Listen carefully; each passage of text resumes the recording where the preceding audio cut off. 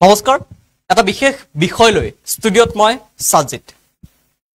বিতৰ্ক আৰু অসম সাহিত্য সভা যেন এটা মুদ্ৰাৰ ইপিঠি হিপিঠি কিয়নো বাৰে বাৰে বিতৰ্কত সোমাই পৰে এই অসম সাহিত্য সভা কেহতীয়াকৈ এইবাৰ অসম সাহিত্য সভাই ৰাজ্যৰ 54 গৰাকী সাংবাদিকক নিষ্ঠাবান সাংবাদিকতাৰ বঁটা প্ৰদানৰ পিছতে বিতৰ্কত সোমাই পৰিছে আৰু এই অসম সাহিত্য সভাই এইবাৰ সাংবাদিক সাহিত্যিকৰ পিছত শিল্পী জগতৰ মাজত বিতৰ্কত সোমাই পৰিছে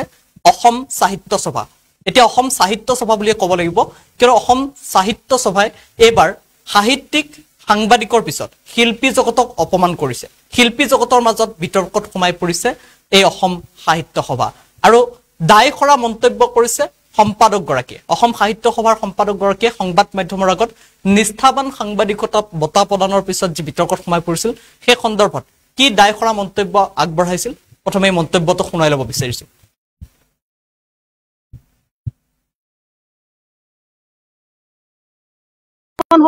নিষ্ঠাবান শব্দটো মই কথাটো কৈছো যে এই নিষ্ঠাবান শব্দটোৰ লগত মই জড়িত নহয় মই কৈছো যে জাতীয় জীৱন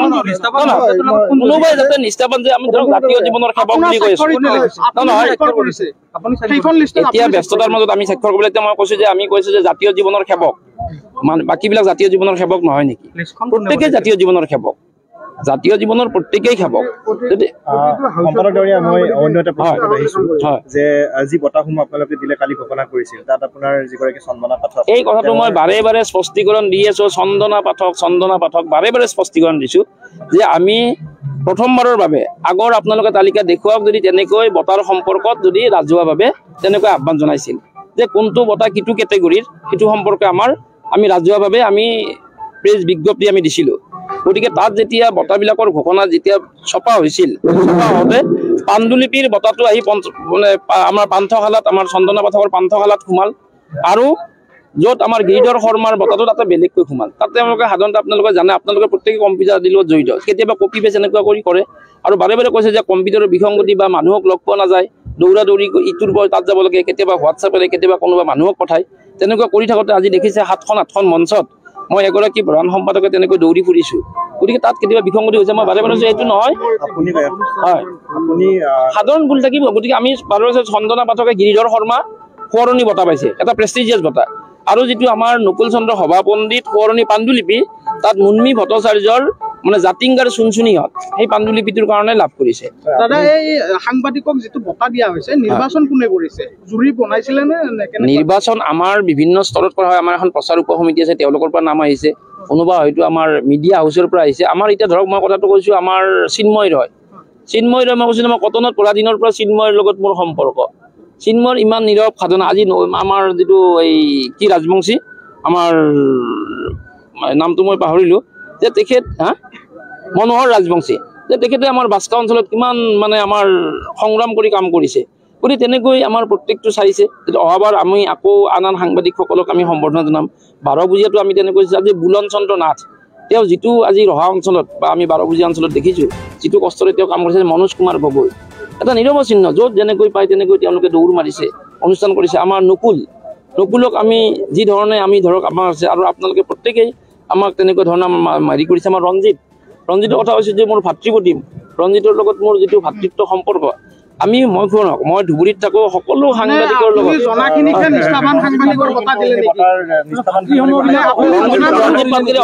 আৰু ভাল বঁটা পাব ৰঞ্জিতৰ যিটো ভৱিষ্যত ৰঞ্জিতৰ যিটো উত্তৰণ ৰঞ্জিতৰ যিটো সংবাদ সেৱাৰ যিটো মানে ধাৰা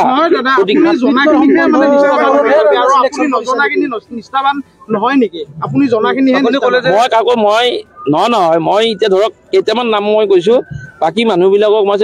সমিতিৰ সভাপতিও অলপ আগতে কৈ গ'লে যে নিষ্ঠাবান শব্দটো ব্যৱহাৰ কৰিব নালাগিছিল বা তেনেকুৱা ধৰণৰ ময়ো কৈছো যে নিষ্ঠাবান শব্দটো তাৰমানে ধৰ এতিয়া মই যে সেইটো কওঁ যে জাতীয় কি কয়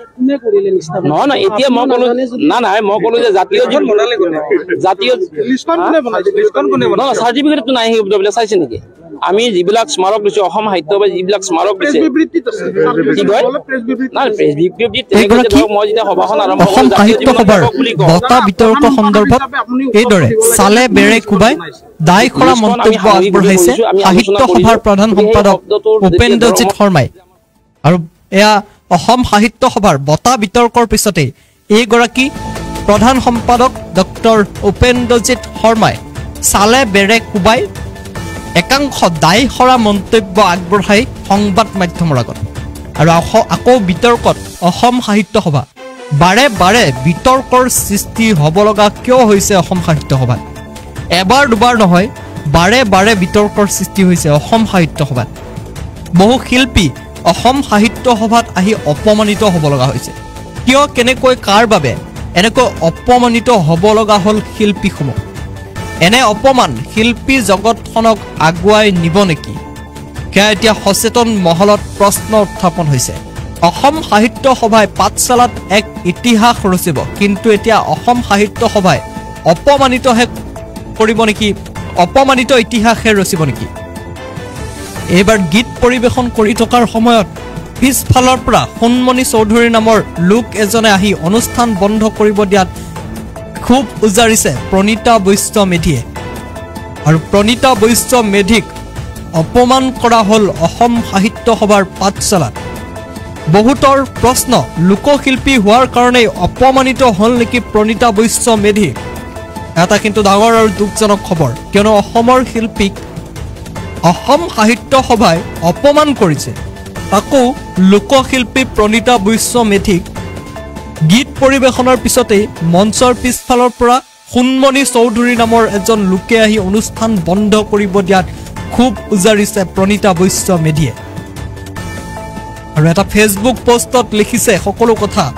প্ৰণীতা বৈশ্য মেধিয়ে এটা দুখজনক পোষ্ট লিখিছে ফেচবুকত কিয়নো অসম সাহিত্য সভাত অপমানিত হ'ল প্ৰণীতা বৈশ্য মেধি চলি আছে অসম সাহিত্য সভাৰ নিষ্ঠাবান সাংবাদিকতাৰ বঁটা প্ৰদান বিতৰ্ক তাৰ মাজতেই এইবাৰ সাহিত্যিক সাংবাদিকৰ পিছত শিল্পীক অপমান কৰিছে অসম সাহিত্য সভাই